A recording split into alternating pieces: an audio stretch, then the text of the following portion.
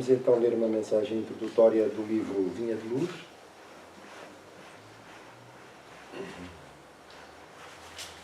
Cujo título é Aos Discípulos. É um excerto da primeira carta de Paulo aos Coríntios, que diz o seguinte: Mas nós pregamos a Cristo crucificado, que é escândalo para os judeus e loucura para os gregos.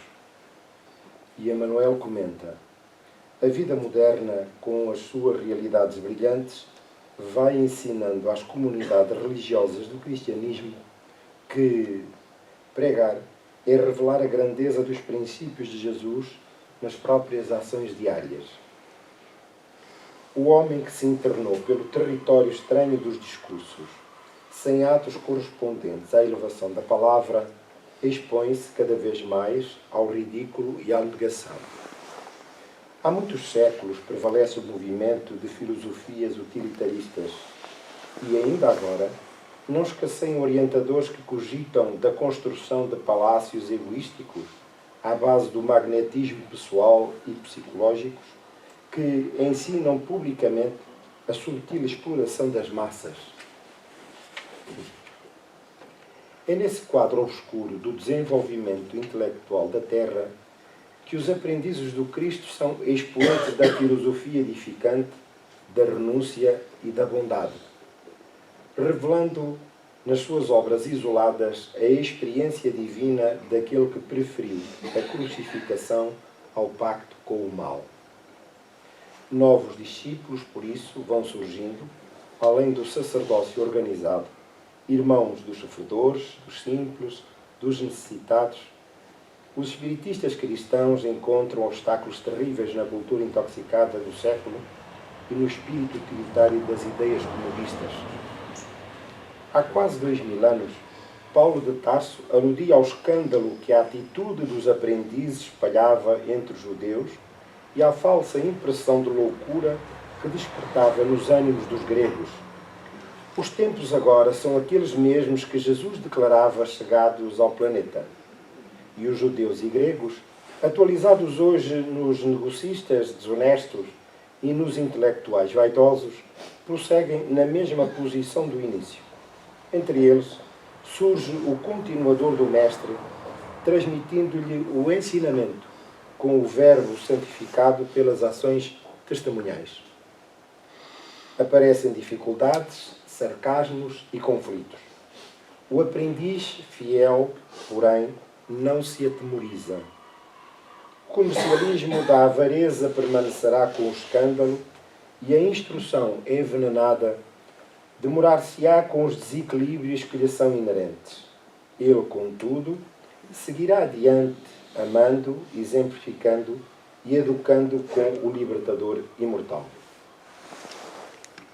Procurando agora dirigir o nosso pensamento para Jesus, o amigo incondicional de todos nós,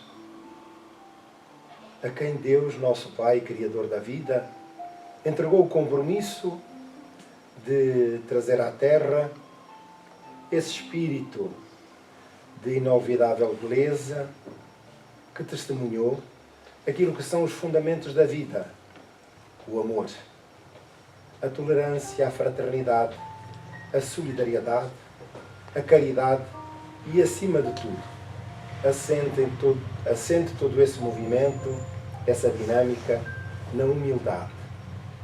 Porque é essa a virtude que nos une, em espírito e em verdade. Mestre querido, eis-nos reunidos em vosso nome, em nome de Deus, rogando por isso a vossa presença e inspiração, envolvendo todo o ambiente em bênçãos de saúde, em bênçãos de paz. Conheces cada um dos presentes que se repartem pelos dois planos da vida, as necessidades de cada um, e por isso a cada um rogamos que lhes dispenses as tuas bênçãos. Onde mora tristeza, possa instalar-se a alegria. Onde mora doença, possa vir a saúde. Onde resida o desespero, possa instalar-se a coragem, o ânimo e a confiança irrestrita em Deus nosso Pai, que tudo sabe e tudo pode. Eis-nos, pois, Senhor, felizes e gratos pela oportunidade. Os nossos corações deixam fluir os melhores sentimentos, iluminados pelos bons propósitos que nos animam, entrelaçando-se e dirigindo, Senhor, àqueles que, mais necessitados ainda, precisam do nosso testemunho, do nosso envolvimento, da nossa aproximação, do nosso abraço. Por isso, por todos te rogamos, Senhor, pela humanidade encarnada e desencarnada. Inspira-nos e ampara-nos a cada passo, para que sejamos testemunho vivo da Tua verdade, da verdade imortal, que aprendemos a abraçar, compreendendo, estudando e aplicando nos mais pequenos detalhes do nosso caráter, para que brilhe a Tua luz definitivamente em nós. Mestre querido, faz-te presente e acompanha todo o trabalho em vista. Muito obrigado. Então, o nosso trabalho de hoje, que é um tema livre, o último domingo de cada mês, que desta feita é um excerto do livro Dias Gloriosos, de Joana de Ângeles e Divaldo Franco, e cujo tema é Breve Ensaio sobre o Mal. E é necessário que se compreenda, vistas algumas ideias dominantes, uma narrativa que não corresponde à verdade espiritual, que é a existência do mal como origem divina. Mas, se nós compreendemos de facto a origem de Deus, os seus atributos, logo a ideia foi: não pode ser. Deus não pode ter criado o mal. Então, criou-se uma figura que é o demónio. O demónio é então o responsável pelo mal. E ele é a figura central de todo o mal que paira na humanidade e que se atreve até a afrontar o próprio Criador.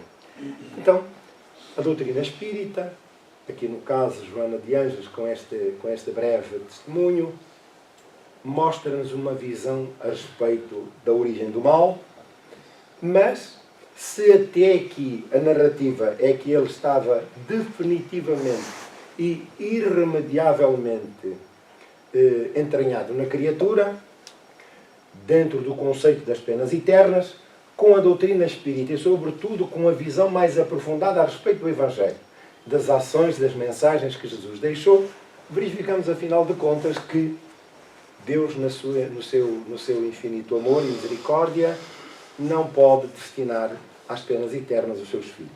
Então, é dentro deste espírito que o nosso trabalho vai seguir desta feita adiante, procurando deixar notas de ânimo e de coragem, mas também de esclarecimento, que é fundamental.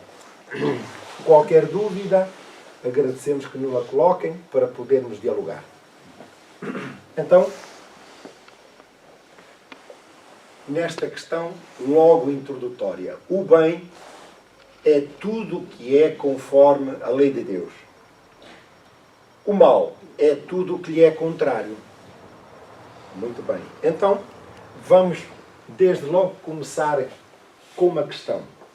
Quem sabe a colocação, a resposta à primeira pergunta e a resposta do Livro dos Espíritos a respeito de Deus? Que Kardec perguntou aos Espíritos: que é Deus? Quem é que sabe a resposta?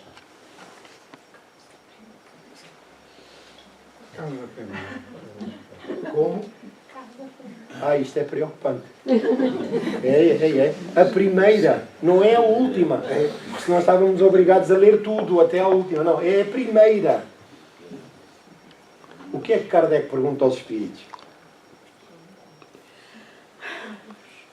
Tudo, a pauta vai ser só vermelho. Vermelhos. Que é Deus? Que é Deus? Não é o que é Deus. Que é Deus? E os Espíritos respondem. Inteligência suprema, causa primária de todas as coisas, não é? É, muito bem. Aos anos que eu já não leio o livro dos Espíritos. É por isso que tem algumas dúvidas. Pois bem, então, e este diálogo vai se mantendo. E pergunta Kardec, os atributos de Deus. Os atributos de Deus. Ora, vamos lá ver, não vou exigir todos, não é? Haja tolerância. Mas, vamos lá, entre outros. Atributos de Deus. Misericórdia. Justo. Bom.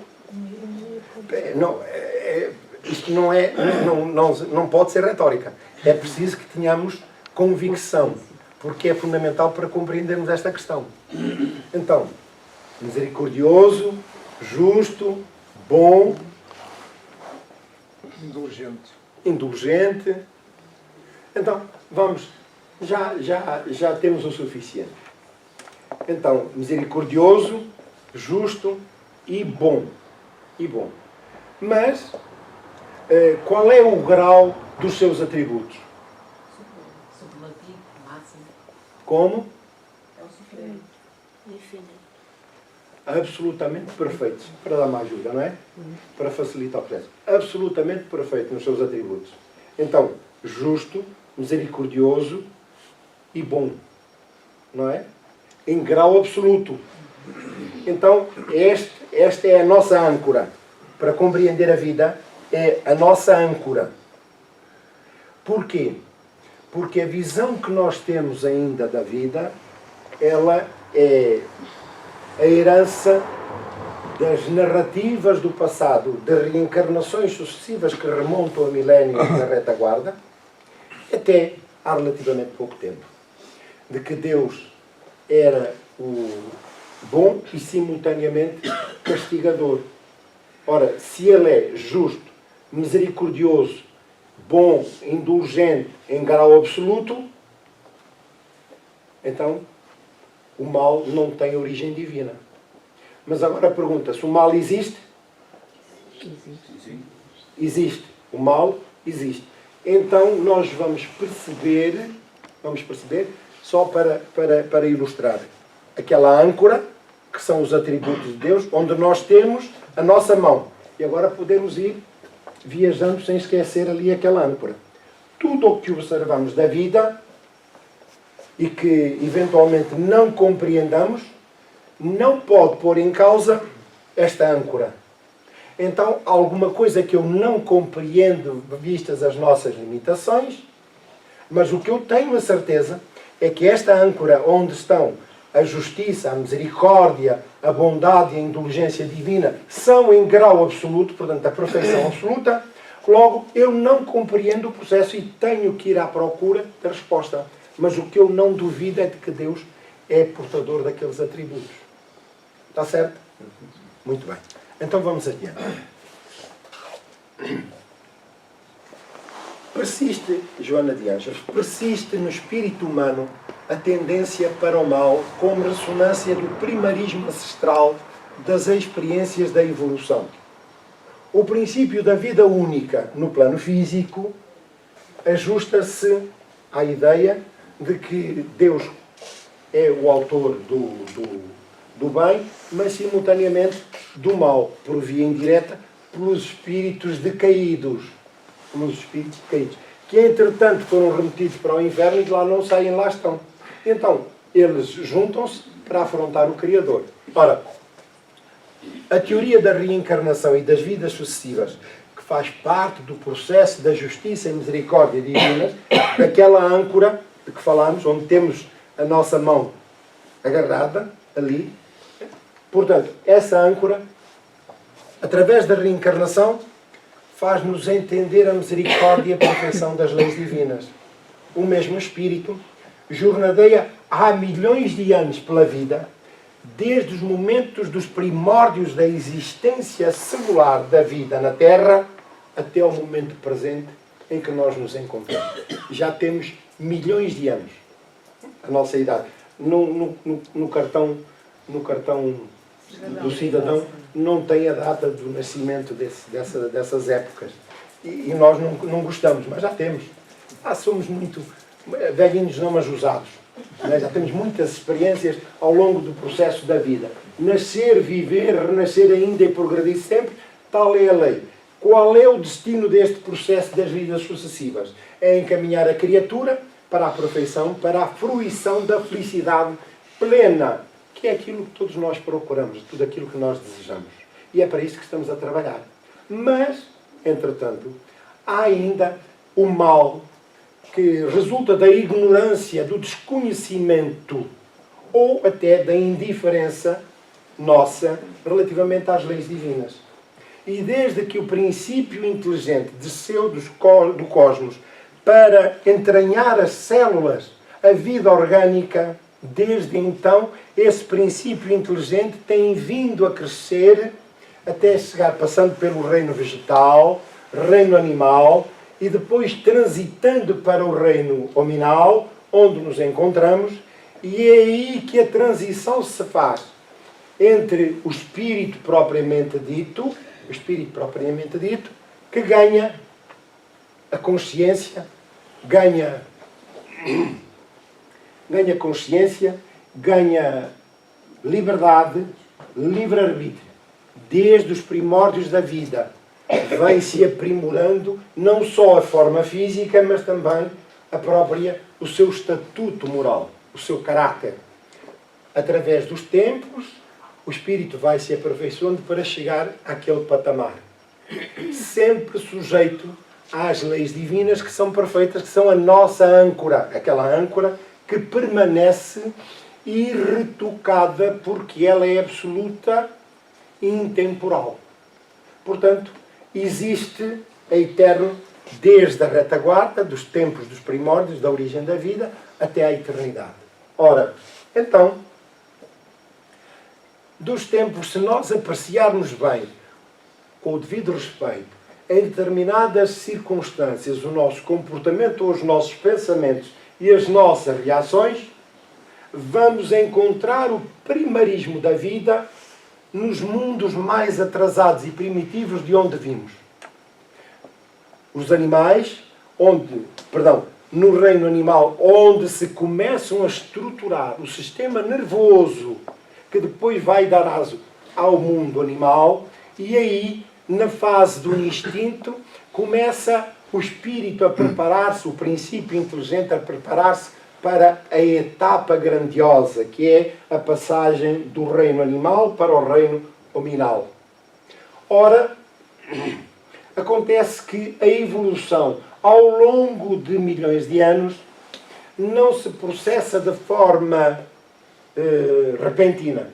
Isto é, estamos condenados ao aperfeiçoamento, sem dúvida, porque somos perfectíveis, mas a transformação não acontece de forma breve e rápida, que é essa pressa que nós desejamos.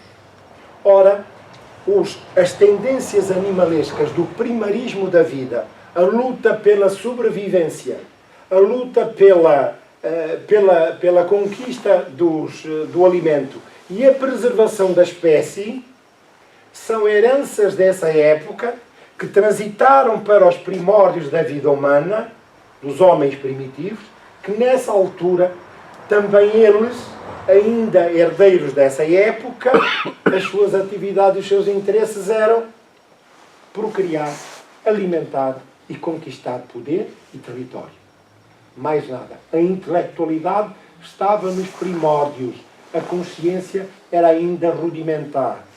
E então, enquanto não houver no tempo interesse e dedicação para superar essas tendências que vêm de lá, de trás da retaguarda, dessas épocas do primitivismo humano, arrastar-nos-emos pelas reencarnações sucessivas.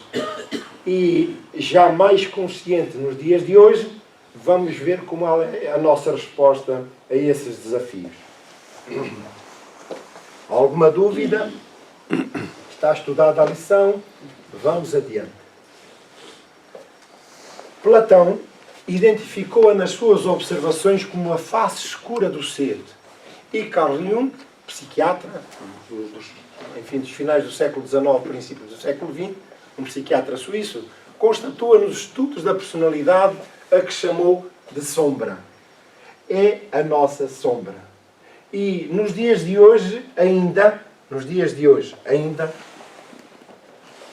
alimentamos ou temos, diremos que alimentamos, mas ainda temos resquícios dessa sombra onde se reúnem os nossos maus pendores. Então, circunstâncias há em que ficamos até surpreendidos como é que somos capazes, apesar de tudo, de ainda sentirmos determinado tipo de reação, de pensamentos, de sentimentos, face a qualquer circunstância que a vida nos coloca. Qual é o problema? Onde está a origem? Lá para trás. Veio connosco, é a nossa herança, mas não temos trabalhado suficientemente bem essa sombra e estamos ainda a viver essas aflições que nos reduzem à criatura, digamos assim, mais básica da vida. Aí permanecem os impulsos da violência e da agressividade, as paixões escravizadoras, os instintos indomados que respondem pelo retardamento da autoiluminação. Apesar de esta realidade, de ainda morar em nós mais ou menos a predominância destas características no nosso caráter, o problema não é propriamente com estas insuficiências morais. É a falta de atenção, de vigilância e de dedicação à causa. Qual é a causa? Pergunto. Qual é a causa? Do bem e da evolução. Como? Do bem e da evolução. Sim, senhor. Está morninho. Morninho. Vamos ver qual é a causa fundamental. Porque ainda alimentamos, agasalhamos essas Ignorância. Digo? Ignorância da pessoa. É ignorância, mas não é essa a causa. Eu vou ajudar. A causa é na falta de vigilância sobre o nosso caráter. Se eu perguntar quais são as nossas virtudes, todos nós somos capazes de enumerar as nossas virtudes. Mas se perguntar quais são os nossos defeitos, bem, eu nunca tinha pensado nisso. Nunca tinha pensado nisso. Mas será que tenho? Será que tenho? São muitos. Teoricamente, em tese. Mas a questão é, nós somos modestos, dizemos sempre, são muitos, não é? E isso é para todos nós, naturalmente. Mas é a falta de atenção e de vigilância sobre pequenos detalhes que vêm ao de cima, que emergem do inconsciente profundo, mas que estão lá. E que nós reagimos automaticamente sem a devida ponderação. Conhecendo-nos, sabemos como atacar o problema. Vamos adiante. Trata-se do eu inferior que representa um perigo para o indivíduo e que deve ser identificado a fim de ser banido com a luz do discernimento e do amor. De facto, quem ainda agasalha o mal e descuida-se e anda pela vida sem vigilância relativamente a esses pendores, é vítima de si próprio. É vítima de si próprio. Apesar das suas ações e da sua destemperança, atingir aqueles que à sua volta vivem também. Mas um detalhe importante. Nós pensamos, ou podemos pensar, que somos vítimas do mal Deus não nos quer bem.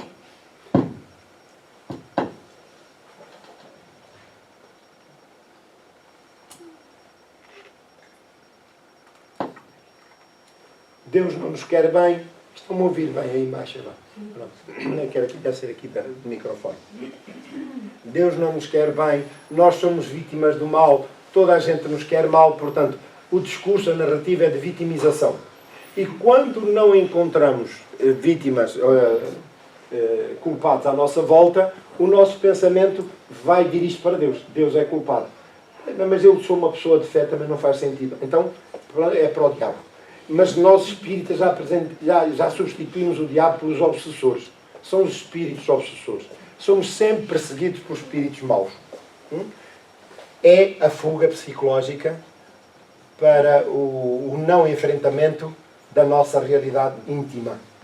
Então, vivemos para o exterior, projetamos para o exterior as nossas limitações. Os outros são culpados de tudo. Mas, nas leis divinas, que é aquela âncora de que falámos há pouco, a lei de causa e efeito.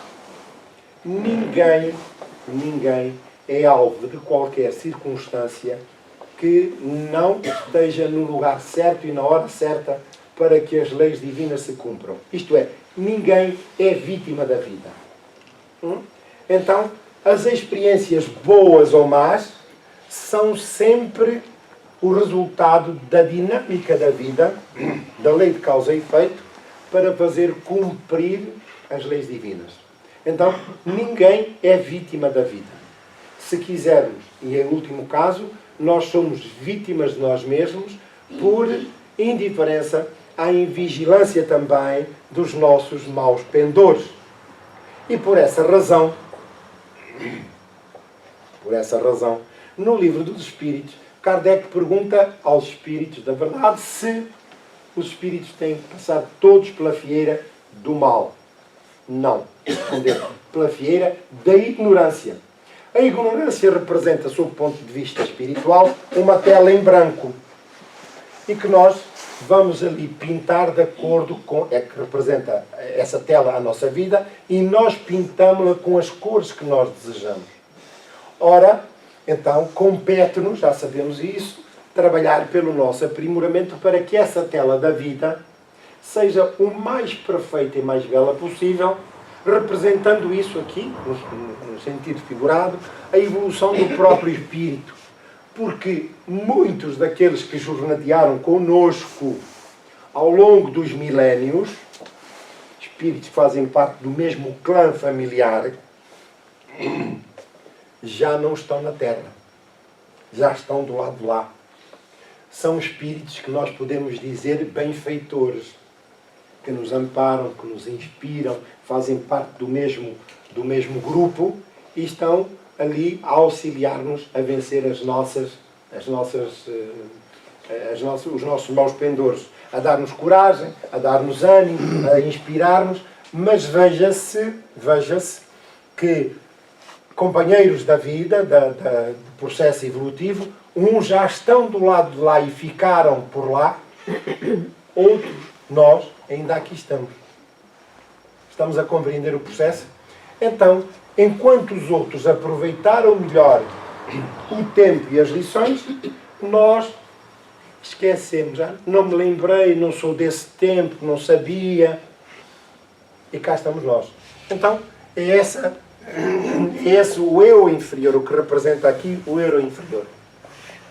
O espírito não é mau em razão da sua origem divina. Aqui é a resposta. A âncora. Então, porquê é que eu sou assim? Porquê é que A, B ou C são assim? Porque são espíritos ainda relativamente invigilantes face às suas necessidades evolutivas, às suas limitações morais e, portanto, estão condicionados ainda numa faixa na qual nós já não nos encontramos. Estamos parcialmente afastados, embora nós sejamos vítimas, entre comas, do processo. Portanto, porém, nele permanece o mal como a ganga, quer dizer, os resíduos retidos na gema, na pedra preciosa, ou a erva daninha misturada ao trigo bom na mesma terra de cultivo. Portanto, estamos todos comprometidos uns com os outros, neste processo evolutivo, procurando cada um trabalhar para si e, simultaneamente, para os outros também. Então, para os outros como? Como tivemos a oportunidade de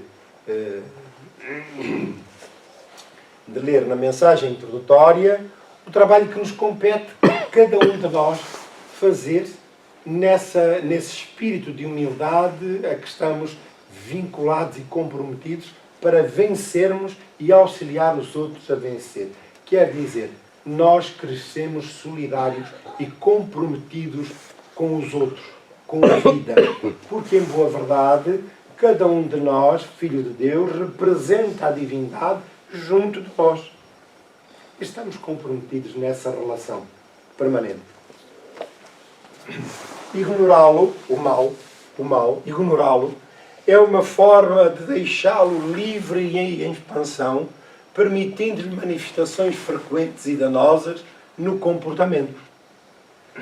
Então, o mal existe, não é verdade?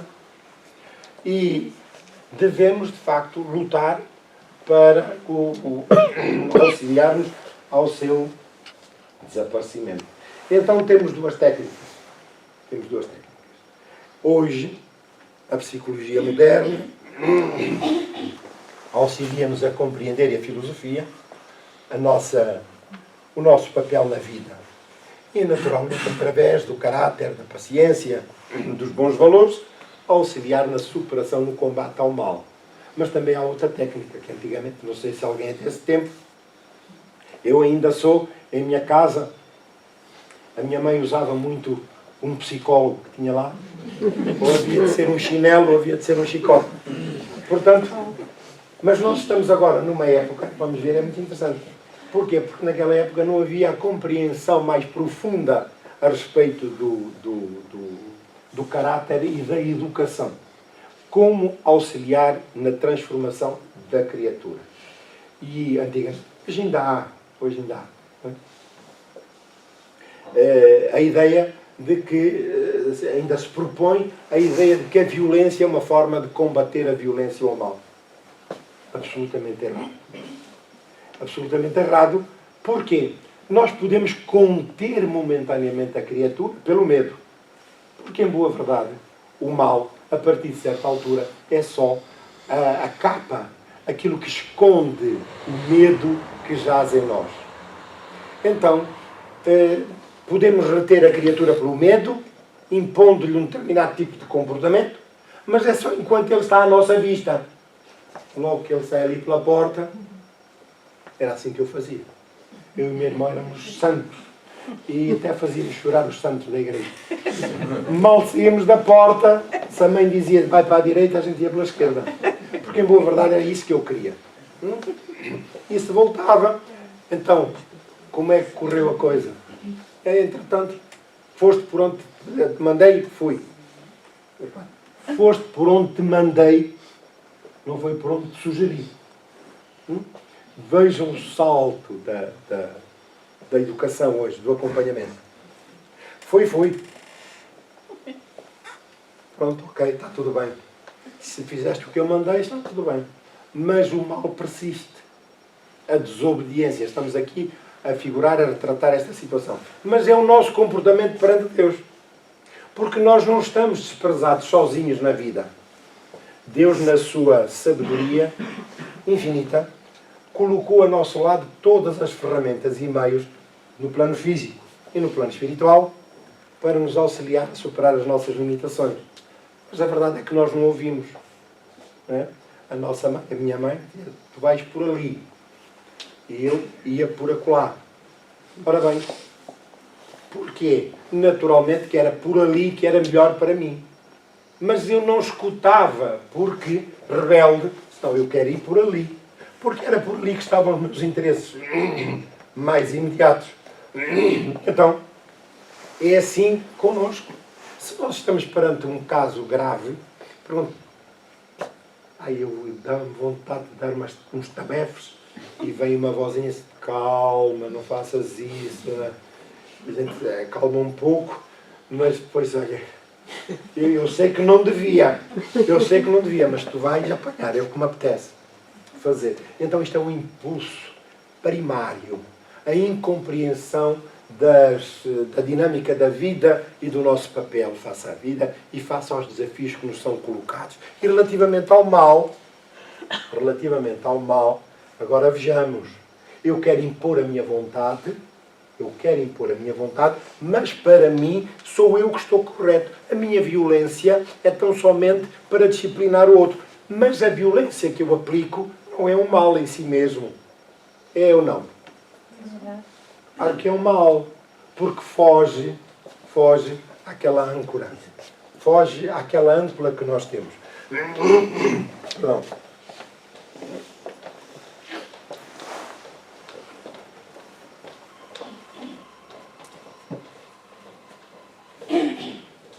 Foge àquela âncora que nós temos.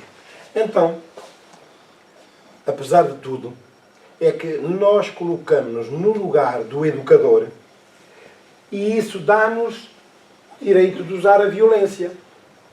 Mas a violência, quer seja de uma parte, quer seja da outra, é violência. E se é violência, ela viola os princípios da vida, das leis divinas. Não é verdade? Muito bem. Então, como é que se combate estas expressões do mal? Já sabemos. Além disso, tentar esmagá-lo através de atitudes rígidas torna-se tarefa inútil, porquanto, à medida que for privado de exteriorizar-se, mais vigor adquire até ao momento em que explodirá com violência danosa. Ora, significa que é agora aqui um dos atributos de Deus que nós aprendemos a valorizar e a colocar em prática, que é o amor. Então, o amor aplaca, supera, auxilia a vencer as dificuldades, o caráter da criatura. Quer dizer, apela à razão para que compreenda as suas opções incorretas e possa paulatinamente substituí-las por outras. Compreende? Então, as virtudes que nós já temos e temos, elas não surgiram do nada. É o resultado do nosso esforço ao longo de milhões de anos. Então, os maus pendores que são ainda jacentes na nossa personalidade, no nosso caráter, é porque ainda não mereceram a suficiente vigilância e ação para a sua substituição. Estamos a compreender? Então, somos nós os edificadores do nosso próprio destino. Não há milagres, como já sabemos. O comportamento correto em tal caso é aquele que leva à sua identificação, ao impulso e à capacidade de resistência que possui. As características do próprio mal é preciso compreendê-lo para lhe fornecer uma alternativa comportamental, não só, mas também do pensamento, do sentimento. Portanto, é uma reorientação do espírito face à importância da vida e ao seu destino.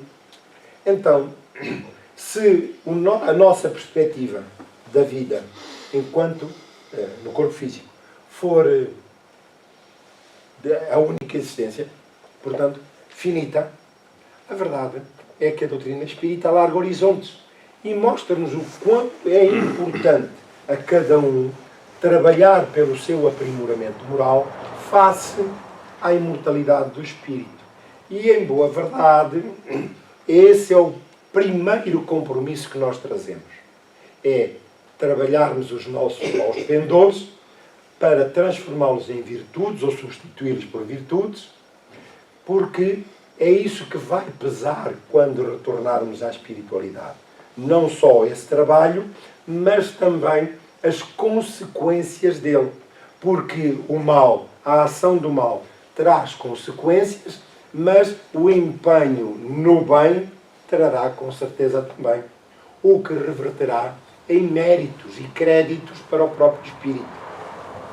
Na posse destes conhecimentos, o Espírito diz, não, então eu vou ter que me empenhar neste trabalho de aprimoramento, vou ter que me afastar.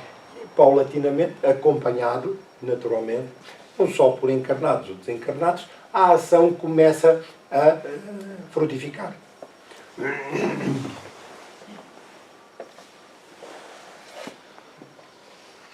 O processo de desenvolvimento antropológico, o biotipo mais forte, sobreviveu aos demais em razão da brutalidade, do volume e da astúcia na luta pela vida. Conseguimos imaginar os primórdios da vida humana? Como seriam os homens primitivos? Os homens da caverna, os neandertais e outros tais? Conseguimos imaginar? Qual era a preocupação primordial? Como? Pela sobrevivência e pela procriação. Ora, para isso, naturalmente, o que era a dinâmica da vida desses povos, os seus relacionamentos? Qual era a característica fundamental do seu comportamento? Era a violência. Porque era ainda a herança do mundo animal. E, portanto, naquela fase, sim, era fundamental para não serem dizimados até por animais que conviviam à época com esses antepassados. Mas permaneceu ao longo do tempo. E nos dias de hoje, há ainda expressões da violência que deixam transparecer uma absoluta indiferença pela vida do próximo. Do próximo. E quando estamos a falar do próximo, não estamos a falar de alguém que eu vejo na rua. Não, é dentro do próprio lar. É a ausência de compreensão e de respeito pela própria vida, pela existência. Esquecemos-nos disso. Porquê? Porque é a força do primitivismo que ainda jaz em nós e que em alguns explode. Certo? E há casos em que estamos na fase intermediária. Já não agimos de forma explícita, mas de forma implícita. Através da calúnia, através da falsidade nas relações, nas propostas, por aí adiante. Estamos numa fase transitória, até chegarmos à lealdade, à sinceridade. Não é? Eu já sei que todos somos sinceros, mas vamos consolidar esses valores. Aos poucos, estamos em crescimento espiritual. Perdão. Portanto, assim, muito bem. À medida que o homem desenvolveu a inteligência e aplicou-a para a sua proteção e preservação da espécie, adquiriu o poder de vencer as feras e os animais gigantescos.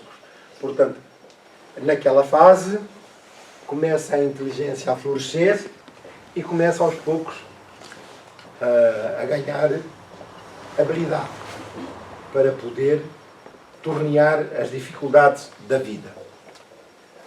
Portanto, astúcia, inteligência, astúcia e aquilo que era a força bruta. Não estamos a dizer que era maldade. Aquilo era o modus operandi e era necessário que assim fosse na época.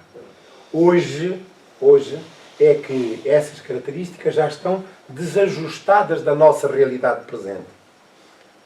Porque já deveríamos ter vencido esses maus pendores, mas como nós somos eternos, temos tempo. Se não é hoje, há de ser amanhã, mas lá chegaremos, se Deus quiser. Se Deus quiser, não, Deus quer, mas nós lá chegaremos. Como decorrência, ficou a presença do mal nele dominante, que vem aplicando a si mesmo pela autodestruição e a excesso nos vícios contra os outros, pelos furtos e roubos, calúnias, perseguições, homicídios e guerras que ameaçam toda a civilização. É? Isto é verdade? Que ameaçam toda a civilização. Ela está a falar de que civilização? Reparem que ela está aqui a fazer assim, uma breve ronda por aquilo que caracteriza ainda o ser humano na atualidade. O excesso nos vícios, portanto, pela autodestruição, o excesso nos vícios, contra os outros pelos furtos e roubos, calúnias. Então o que dá conta, ou melhor, o que damos conta, é que estes são problemas que são transversais na civilização. Não só nas camadas mais carentes, sob o ponto de vista material, sob o ponto de vista intelectual, mas também nas outras, mais abastadas, mais enriquecidas intelectualmente. Não é verdade? Então, vemos que são características próprias do planeta em que habitamos, que é um mundo de provas e expiações. E nesta fase em que o problema, em que o mal se acentua, Deus, na sua infinita misericórdia, permite que espíritos venham à Terra e possam conviver ainda em última oportunidade para darem um impulso ao seu estatuto e ao seu crescimento moral. É bem verdade que nós estamos cá, não somos vítimas, mas estamos no lugar certo e na hora certa, porque é aqui que nós temos que estar face ao nosso estatuto evolutivo. Então, nós verificamos que o mal pode andar roto, mas também pode andar envernizado. Pode ser no analfabetismo, como nas mais ilustres figuras. E aquilo que hoje, enfim, as notícias propalam e deixam-nos conhecer, é a prova cabal de que a aparência não deixa, ou esconde, muitas das vezes, a natureza moral da criatura. Não é verdade? Então o mal persiste. E persiste em diversos ângulos, em diversos setores. E porquê? Porque nós aprendemos a mascarar os nossos maus pendores. Aprendemos a mascarar os nossos maus pendores. Nós, se for alguém, como costumamos dizer, roto, perdoem a expressão, a determinados locais, podemos ser uma criatura de bem. Podemos ser criatura até abastada, mas que não deixa visibilidade, cumpridor dos seus deveres. Quando nos vê, olha, por favor, eu preciso... Não, está fechado, já encerramos há bocado, há uma hora, venha cá depois. Não. Se aparece alguém, mau caráter, mas todo bem posto, e digamos, com um discurso encantador, um magnetismo de facto impositivo, faz favor, Sr. Doutor, de entrar. Nunca ouviu mais magro ou mais gordo, mas já começa. Sr. Doutor, faz favor de entrar. Enquanto que o outro, reunindo as características de facto de um bom estatuto moral, foi posto logo à margem. Não sei se estou a exagerar na colocação. Não. Muito bem. Então, reparem que é o mal. E é o mal também a forma como eu olho para os outros. Está certo? O mal como eu olho para os outros. Naturalmente que há má vontade e há boa vontade. Naturalmente que nós não temos que ser ingênuos ao ponto de pensar que estamos aqui para salvar o mundo. Mas a forma persistente, perniciosa, maldosa como avaliamos os outros é também um mal instalado em nós e que precisa do nosso interesse, da nossa dedicação para o superarmos. Portanto, se nós tivermos em linha de conta aquilo que é esta realidade física, não nos podemos esquecer que ela está sujeita às influências dos espíritos também. Porque não são eles que nos induzem ao mal. Não se convençam disso. Nós é que damos aso pela nossa invigilância, a que os espíritos se afinem na mesma faixa vibratória, que se identificam connosco e que nos sugerem isto ou aquilo. Mas nós nunca perdemos o nosso livre-arbítrio, a nossa consciência, inteligência e poder de decisão. Está certo? Somos senhores de nós mesmos. Que não fique a ideia, que é muito corrente, às vezes, quando estamos com dores de cabeça, com problemas daqui, problemas de acolá, há sempre quem nos aconselhe. Deves ter um encosto. Vai ao centro espírita que eles tratam do assunto. E a pessoa chega ao centro espírita, não conhecendo o espiritismo, pensa que o espiritismo e o centro espírita é uma tenda de milagres. E que então expulsa os chamados demónios. Mas quando se diz, não pode, os espíritos só tiram partido das nossas fragilidades e dos nossos maus pendores, mas eu não faço mal a ninguém, eu sou boa pessoa.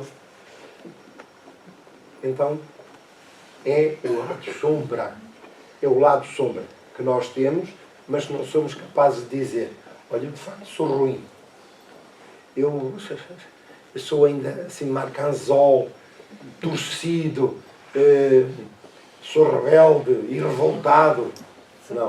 Não dizemos isso, certo? E então é o lado sombra que nós não revelamos, mas que está lá. E é desse lado sombra que os espíritos exploram as nossas fragilidades. E então nós estamos iludidos, criamos esse campo mental aqui ao lado, mas a nossa realidade é esta. E é esta porquê? Já disse lá atrás. É o medo. Nós temos medo de enfrentarmos a nossa realidade moral. Porque ninguém gosta, com certeza. Tu és um safado, que é a consciência. Tu tens este pendor, tens aquele, tens aquele outro. Ninguém gosta. Mas a realidade está lá. Então, é o medo. E enquanto nós não vencermos esse medo, temos dificuldade no enfrentamento e na superação. Para esse mistério, é fundamental perceber a nossa âncora que permanece vívida e sempre presente em cada um de nós. Deus é infinitamente bom e misericordioso em grau absoluto e a dinâmica da vida está instituída por forma a que, ao menor sinal da nossa parte, em querermos mudar, tudo se organiza à nossa volta para nos dar esse apoio. Os bons espíritos, eventualmente aqueles que convivem connosco no plano físico, mas a dinâmica da vida é absolutamente misericordiosa e boa. Então compete-nos criar essas condições.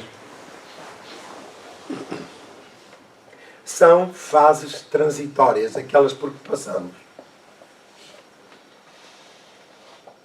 A fim de consciencializar-se do mal em si mesmo, faz-se imprescindível o aprofundamento do autoexame para encontrar os pontos vulneráveis que o despertam e desencadeiam, predispondo-os para a agressão. Então, a violência, a agressão, é tão somente uma fuga para esconder o medo do enfrentamento da sua própria realidade. Não estamos a falar da criatura absolutamente destituída de razão, mas estamos a falar do estado, enfim, mediano da sociedade, cada um de nós. E esse é um trabalho que nos compete realizar, enfrentar. E quando nós percebemos que Deus, a vida que Ele criou, está empenhada nos nossos esforços e no melhoramento que estamos, sentimos mais confortados, mais encorajados, porque afinal nós não estamos sós. E assalta-nos também a vergonha, muitas das vezes, de sermos ainda como somos. E isso cria um estado de medo, um estado depressivo, que pode chegar a um estado crónico, que se transfere desta para a outra vida, até o espírito ganhar coragem para enfrentar as suas limitações e pôr mãos no processo de aprimoramento que lhe compete, isto é, na superação dos seus maus pendores. O estado, esta falta de coragem, o estacionamento, digamos assim, a paragem que nós fazemos no processo evolutivo, pode demorar milénios. Há espíritos que estão nas profundezas, nas veredas do mal, da ignorância, antes ainda de Cristo ter chegado à Terra. Nunca ouviram falar de Jesus. Contudo, o medo remete-os para estados de sofrimento profundo. E porque ainda o homem primitivo, que marca a presença, eles só sabem agir de acordo com aquilo que aprenderam e que foi o seu modus operandi. Ora, a abordagem tem que ser uma abordagem na perspectiva sempre da compreensão mínima daquilo que é a tolerância e o amor que marcam a dinâmica da vida. Sequer pensaram em Deus, mas há outros contemporâneos de Jesus, por exemplo, aqui há tempos, num trabalho próprio da assistência espiritual, em que um doutor da lei se encontrava desde então do seu desencarne nas profundezas do mundo espiritual, porque a consciência o acusava daquilo que havia da forma como havia agido. E tão simples quanto isto. Contemporâneo de Jesus, quem estuda os relatos históricos espíritos nos deixam. As perseguições a Jesus tiveram todas o início a partir da altura em que no Sinédrio, portanto, que era um setor do Tribunal dos Doutores da Lei, do Templo de Jerusalém, entenderam que era preciso, tomaram a decisão que era preciso calar aquela voz, porque o número de seguidores estava cada vez maior, os princípios que ele advogava contrariavam aquilo que eram as determinações, as orientações religiosas e as leis de então, e, portanto, era preciso pôr cobro, encetar uma estratégia para que se calasse aquela voz. Ora, essa decisão foi suficiente para que o espírito, após o desencarne, fosse arrastado naturalmente para as profundezas. A decisão define o caráter. Não é a decisão em si que lhe causa este embaraço. Podia até ter sido um equívoco pela força do momento. Mas ela define o caráter. E define o caráter porquê? Porque as decisões relativamente a Jesus foram todas tomadas em função do medo que as autoridades de então, neste caso do Templo de Jerusalém, tinham de verem os seus privilégios e o seu poder ser derrubado. Eles não estavam interessados no cumprimento das leis divinas, mas sim naquilo que representavam o seu estatuto, o seu poder, os seus privilégios. E por isso mesmo, essa é uma violação básica, profunda da consciência. E é um mal que se instala. O mal que se instala, não, que está instalado. E que não há enfrentamento. E então dizia ao Espírito que aquilo que mais o confundia era a simplicidade da mensagem de Jesus. Como ela era simultaneamente simples e profunda e afetava a compreensão de todas as criaturas interessadas em compreender ou encontrar uma resposta para os problemas da vida e que se sentiam, sobretudo, marginalizados pelo poder dominante. E isso, até aos dias de hoje, reparem bem, até aos dias de hoje, manteve-o nas profundezas da terra. E agora, vejam a expressão do medo, que nos retém durante N tempo na retaguarda. Será que Deus me vai agora aceitar e acolher como eu sou e como eu estou? O medo de ser aceito por alguém que perseguiu. É claro que sim. Porquê? Fazer compreender a âncora. Fazer compreender a âncora é fundamental para que nós possamos libertar-nos das amarras do primitivismo, das amarras do medo.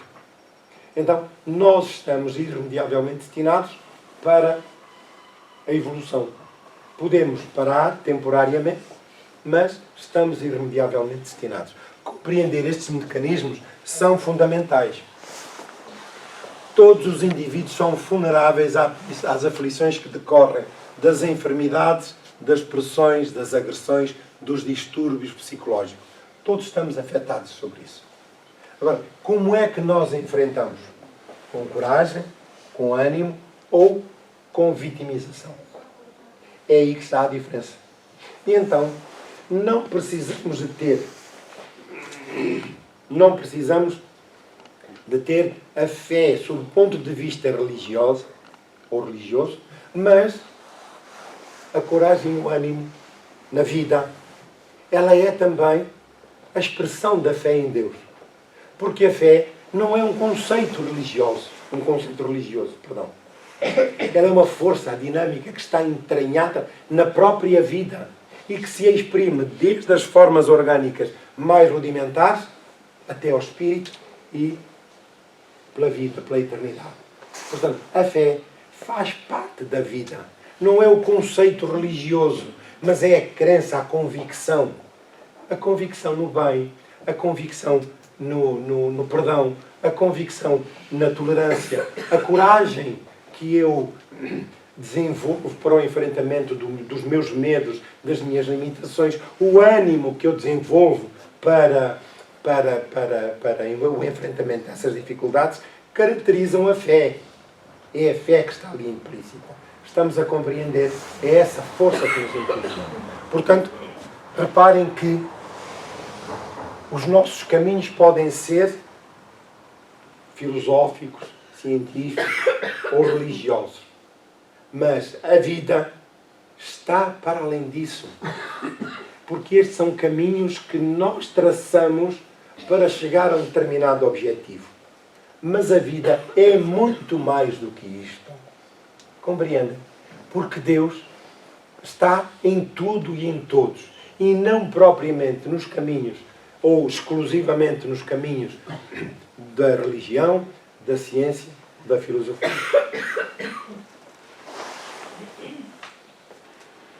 Na infância, essas emoções apresentam-se como movimentos desordenados e choro, revelando a sua impotência perante a dor. Começa logo desde cedo. Esta questão do medo, das dificuldades. Mais tarde, já morde e, por fim, com maior mobilidade, bate, foge ou planeia, desforra. Começam a discernir-se os primeiros alvores do mal. Nós temos que estar atentos. Será que este caminho, esta manifestação, este temperamento já me está a revelar? Então, o acompanhamento, o envolvimento, tem que estar em concordância com as necessidades. O amor, a tolerância, a paciência, mas também a autoridade moral. A autoridade moral. Não nos esqueçamos. Não é aquela máxima. Isso era no meu tempo. A minha mãe dizia assim: estás calado, fazes o que eu digo, quando tiveres filhos tu logo vais perceber porquê. É a vida, é o que ela está a dizer. Olha, a vida vai te ensinar. Não queres ouvir e receber os conselhos que te dão, a vida vai te ensinar. Não é? E a vida é assim. A vida é assim. Se não vamos a bem, vamos a mal, porque a própria vida empurra-nos. A própria vida empurra-nos. E depois nós dizemos: eu sou vítima. Deus não gosta de mim. Porque Deus faz isto, faz aquilo. Não é? Então, conforme o ambiente, a família, particularmente a mãe, pela maior convivência, o mal que é inerente na infância ou desenvolve-se, tomando vulto ou dilui-se em grande parte. O acompanhamento, o amor espírito feminino, ai do mundo, costumo dizer, ai do mundo se não fossem as mulheres. E, portanto, é a mais sagrada missão a da maternidade. E toda a preparação psicológica para esse compromisso. Tenha ou não tenha filhos. Tenha ou não tenha filhos. É, digamos que, uma preparação muito detalhada e que demora tempo na espiritualidade para fortalecer o espírito que vem desde os tempos imemoriais nesse mistério. Pode mudar de polaridade, mas reveste-se de todas aquelas condições que são necessárias para o acompanhamento psicológico, amoroso dos seus filhos.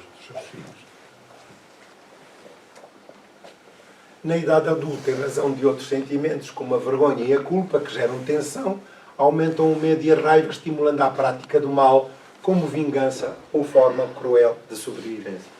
Portanto, o mal sempre aqui subjacente. O medo, perdão.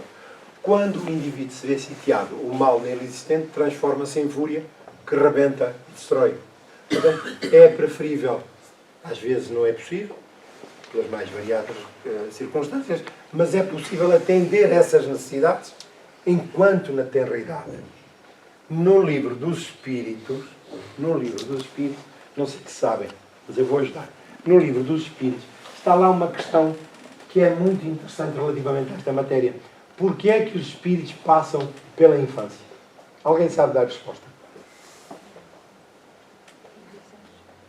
Para ser mais fácil de dominar. Hã? Para ser mais fácil de educar. Não é dominar, educar.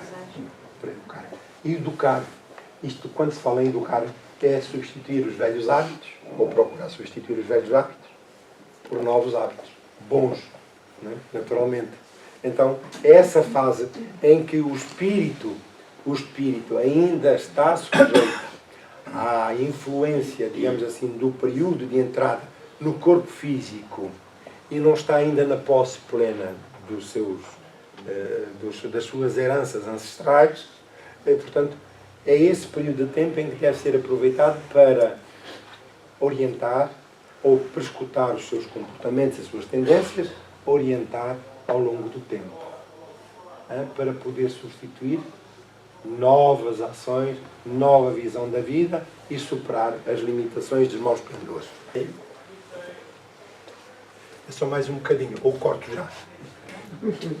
Não tem bónus no final. Não dou bónus. Portanto, se se trata de uma pessoa madura, reparem bem, se se trata de uma pessoa madura psicologicamente, desperta e procura os meios para a reparação.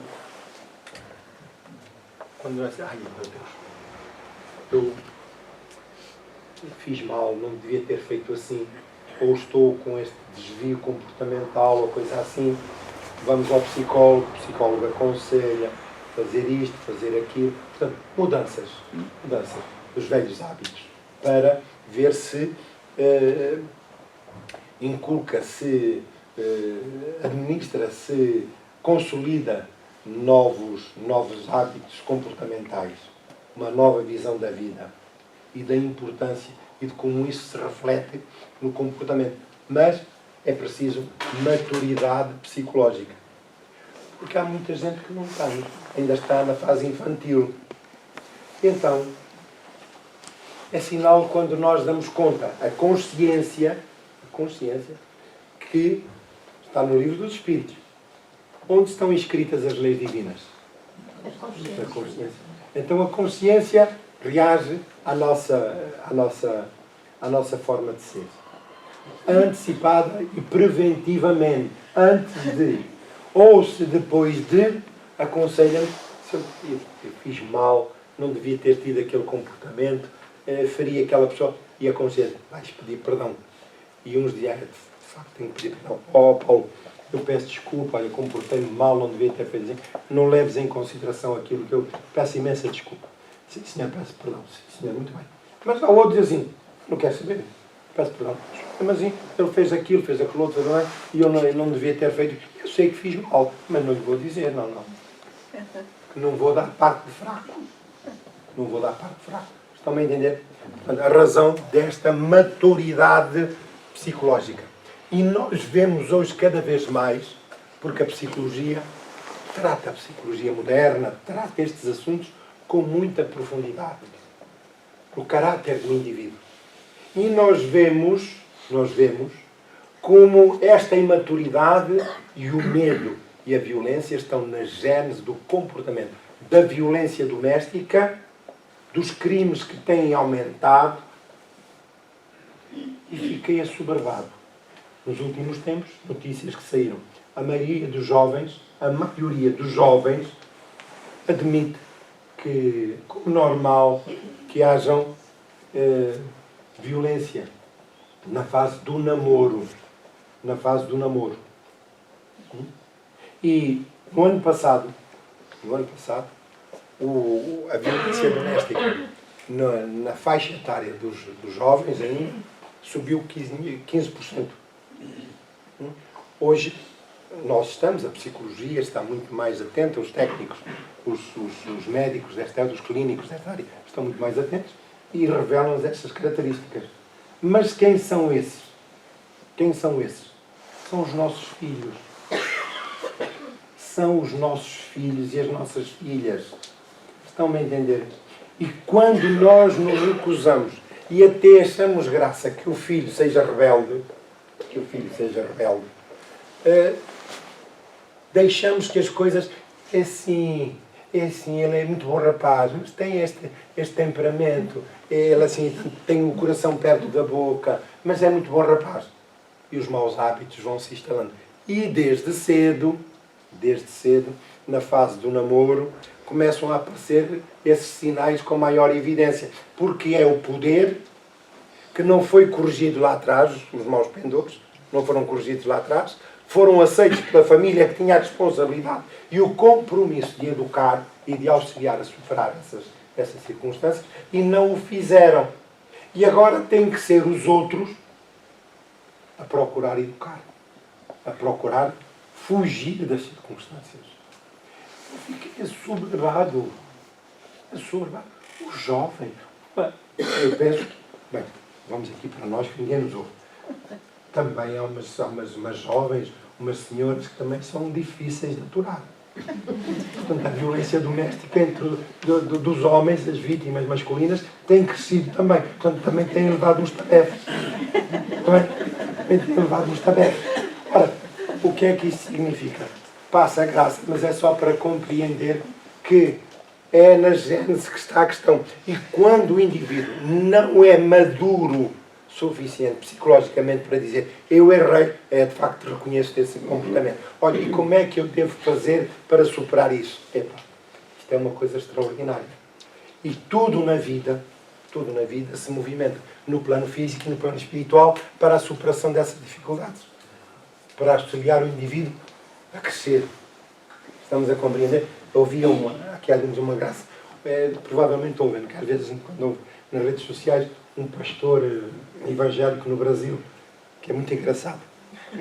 Ele dizia, uma jovem veio-me perguntar, disse que ia casar. Senhor, que ia casar. Muito bem, então é bom rapaz? É. Mas olha, pastor, ele bate na mãe. Você acha que eu devo casar com ele? Deve casar. Reparem que é muito interessante. A dúvida.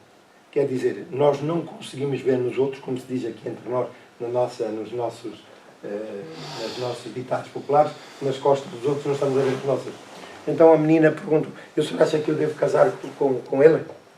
Deve casar, porque assim a mãe deixa de apanhar.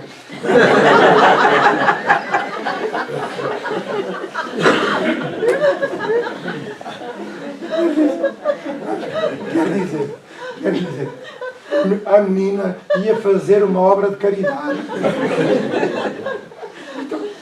Estão a compreender? A menina ia fazer uma obra de caridade. Então, nós temos que perceber ler logo no tempo próprio e saber se nós estamos a trabalhar com alguém psicologicamente maduro e infantil. Não é? Enfim, dentro da mesma linha. Portanto, vamos aqui acabar. Já dissemos aqui o que tínhamos a dizer, só por último. E aqui diz um aspecto, aqui esta abordagem. Surge um dia, porém, em que o mal liberta a consciência e a percepção racional corrige o entendimento do facto, advindo a necessidade de reparação. Quer dizer, quer deste lado, quer do outro, o espírito sente a necessidade de se libertar. E repare-se no seguinte: a nossa constituição espiritual tem por base o amor, o bem. Portanto, tudo o que lhe é contrário é nefasto. E o mal cansa. O que damos conta nos espíritos, quando falamos com os espíritos, o mal cansa. E então é muito interessante porque estamos a dialogar com os espíritos e aquilo é por etapas, a tirar como a cebola camadas. E então, onde é que está o ponto fulcral da situação? É o medo. O medo da mudança, de como vão ser aceitos, o que vão dizer os outros, até os companheiros de visita. Então chegar ao ponto de dizer, tenho medo, compreender o medo. E como vou ser aceito agora, nessa nova fase, o que vai ser de mim. Então, aqui no texto, quando o espírito se cansa, de facto, porque não foi criado para isso, ele deseja libertar-se. Ele deseja libertar-se porque o mal cansa e destrói. E é, então, quando se prepara o terreno para uma nova fase. E Alexandre, a culpa também é ligada ao medo? a culpa de quem? A pessoa Sentimento próprio. que sente a culpa. Sim, mas é toda essa questão. Se a culpa, podemos olhar sobre dois aspectos. Primeiro, consciência, que me desperta para um determinado comportamento, eu sinto-me culpado. Outra questão é a pessoa sentir-se culpada e não fazer nada para reparar essa culpa. Mas, normalmente, quando ela persiste, ela está ligada ao processo da vitimização. Porquê? Por causa do entorno. A criatura profundamente sofrida, carente, sob o ponto de vista emocional, mas também, como direi, uma autoestima muito, muito baixa e, portanto, é uma deslocada da vida. E o acompanhamento, isto acontece também com os espíritos, o acompanhamento é repor a visão da criatura face à própria vida, para lhe dar ânimo e coragem para prosseguir. E isso carece de acompanhamento próximo. Não é? Até, que é o que acontece connosco nos primórdios da vida, quando somos como crianças, que vamos crescendo e os espíritos vamos acompanhando. Portanto, a personalidade é um abismo ainda desconhecido, com mistérios complexos para serem desvendados. E agora, o mal é a ausência do bem que ainda não se instalou e contribui para agredir a vida, perturbá-la e até extingui-la, se assim se pudesse, mas não pode. Ora, já falamos disto. E outra questão é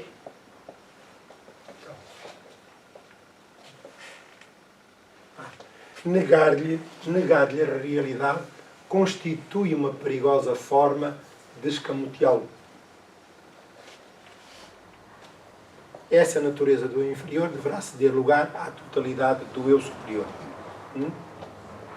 Na terapia para a diluição do mal, o amor exerce função essencial para oferecer segurança àquele que se faz vítima da perturbação produzida pelo instinto, auxiliando a educar a vontade, corrigir a ótica pela qual observa a vida, fazendo avançar na ação do bem, etapa a etapa, desde que essa mudança não se dê de chofre ou sob o entusiasmo do momento.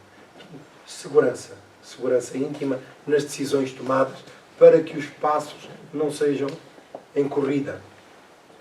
O autoexame e a vigilância sobre a conduta e a oração regular facultarão o clima libertador que elevará o espírito em vibrações superiores que o penetram e desalgemam do mal, possibilitando-lhe a sua aplicação no bem conforme a lei de Deus. Então, a oração é a terapia, a oração regular, mas a oração é a terapia essencial para que o espírito possa sentir com mais profundidade a sua ligação com Deus. É o caminho mais estreito entre a criatura e o Criador. E é uma via com dois sentidos, para lá e para cá, em concordância com a intimidade de cada um, com a vontade de cada um. Se queremos fazer mudanças, superar as nossas limitações, tudo virá ao nosso encontro para superarmos as nossas fraquezas, as nossas dificuldades. Muito bem, chegamos ao fim do nosso trabalho. Pedimos desculpa pelo adiantado da hora. Queremos perguntar se há alguma dúvida. Muito obrigada. Então, vamos terminar pedindo que nos unamos em oração.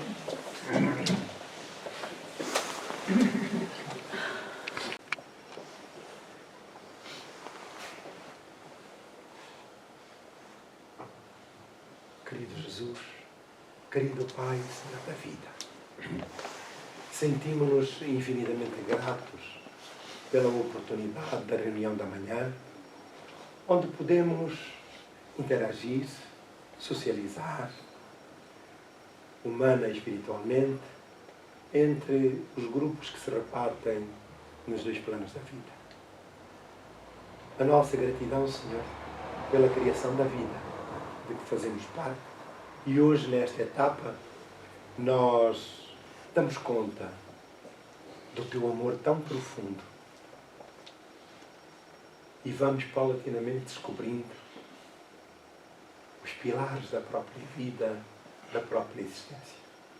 Somos herdeiros de nós mesmos, de um passado, de um caminho realizado, nem sempre com conquistas luminosas, mas hoje compete-nos, à luz da razão, encontrar forças, ânimo para superarmos as nossas limitações.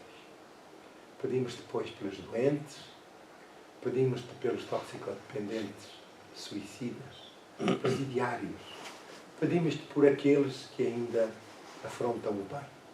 Iludidos, Senhor.